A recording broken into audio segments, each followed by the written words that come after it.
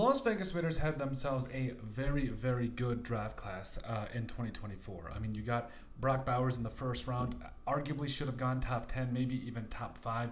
Arguably the best college football player this last season, at least at his position, like really no debate there. And the rest of their draft class, honestly, was very impressive. JPJ still in the second round, first round center right there.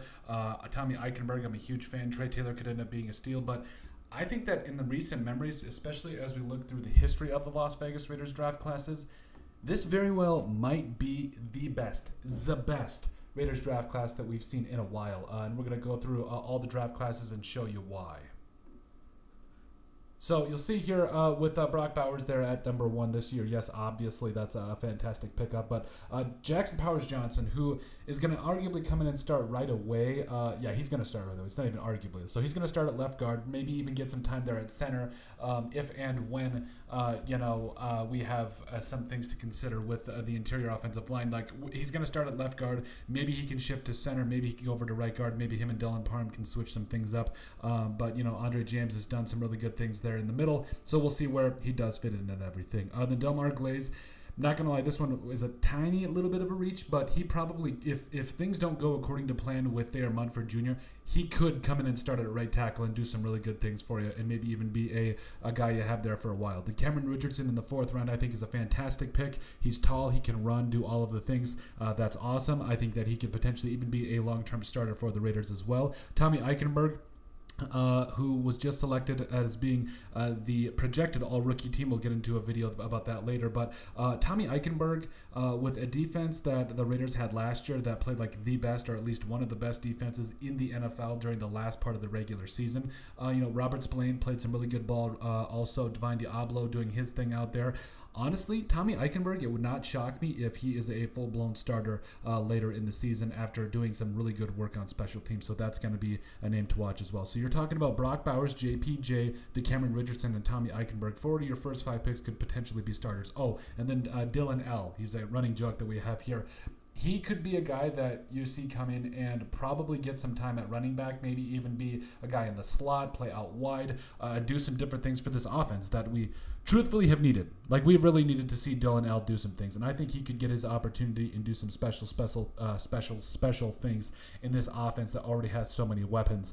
Trey Taylor, we've talked about him. I think he could be a guy that comes in and starts right away, if not get some playing time, even though Trayvon Moehrig did put some things together last season. But Trey Taylor, he's going to start out on special teams, but I really do see him being a long-term starter for the Raiders. So in reality, you have 5 or 6 guys here that could come in and make some noise for the Raiders. And then obviously MJ Devonshire. But I really want to bring it back to the history. So last year, Tyree Wilson and Michael Mayer off the top of the bat. This one arguably could be right up there, but let's be real. Tyree Wilson, the jury is still out, even though he has played pretty well given the circumstances and his injury history. He played all right, but what really ruins it about me is Byron Young in the 3rd round. I thought you could have got him in the 5th. Also, Jacorian Bennett is another guy that could have gone a little bit later. Christopher Smith, and then is a guy that really does taint this a little bit when you consider the fact that I was expecting more out of him coming up out of Georgia. So I think when you have 4 or 5 starters with the Raiders in 2024, in 2023, you had 2 guys that may or may not pan out there in the later rounds. That they're blips on the record at the very least. But I will say that the 2023 draft class could be making a case later on down the road. We'll just have to see how things go. And really a big reason that I think that this draft class could be the best for the Raiders is the fact that Brock Bowers wasn't even supposed to be there. And the fact that he dropped to him there, I mean, it's fantastic. At 13, you can't get any better than that. So Dylan Parham there, going to the 2022 class. Obviously, Parham's awesome. We've loved him ever since he came into the NFL. Did some really good things there as the starter left guard for a while. I think he's going to bump over to the right. You got JPJ coming in, fantastic. Zamir White taking over duties as a starter here. And honestly, like Neil Farrell Jr. Being traded and everything, what was it, last offseason? I think it is what it is. Matthew Butler's still on the team, but also you got Thayer Munford as well. That's going to be your starting right tackle. So this one just kind of, if we're being honest, it does lack some star power, but it's still a pretty solid draft class. Not awful, not great. It's kind of in the middle. Still in the, and then you go to 2021, obviously Alex Leatherwood, that hurts. That absolutely hurts. And you go back and kind of look at it.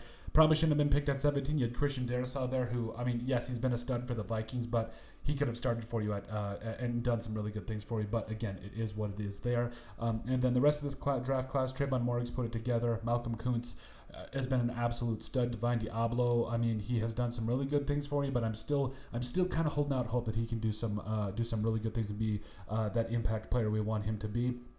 And then you go into 2020. So obviously Henry Ruggs the third and Damon Arnett.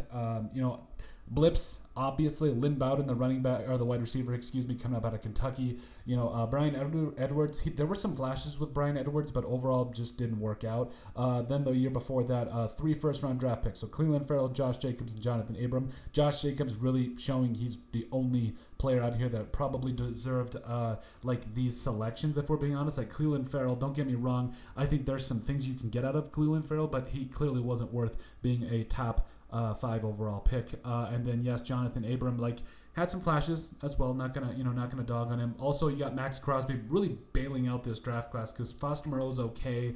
Trayvon Mullen left some things to be desired there. And then Hunter Renfrow. I mean, again, this is not a horrible draft class. I mean, you got those 2 guys with Crosby and Renfrow, but also Josh Jacobs.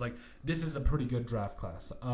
It's not horrible. I'm definitely not gonna hate on it. But then you go to 2018, and Colton Miller, franchise left tackle, not bad. PJ Hall there in the second round.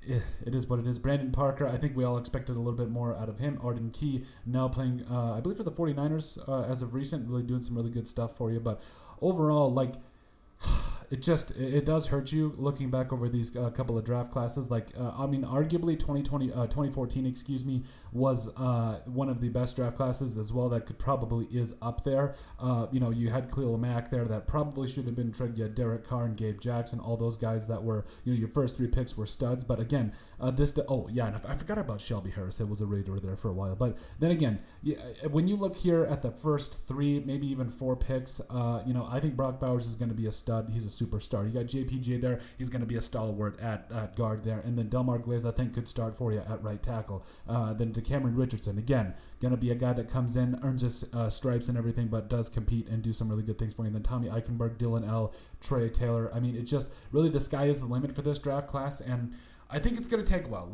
Obviously, any part of the draft class, any part of a rookie is learning stuff, coming into the specific scheme that your coach has for you and playing out of it. But I think that there is plenty of reasons to be optimistic as to why this Raiders draft class could be the best that it has for a while. But let us know what you guys think. Make sure you guys like, comment, and subscribe down below. And let us know what you guys think about why we think that the Raiders 2024 draft class could be its best that we've seen in a while.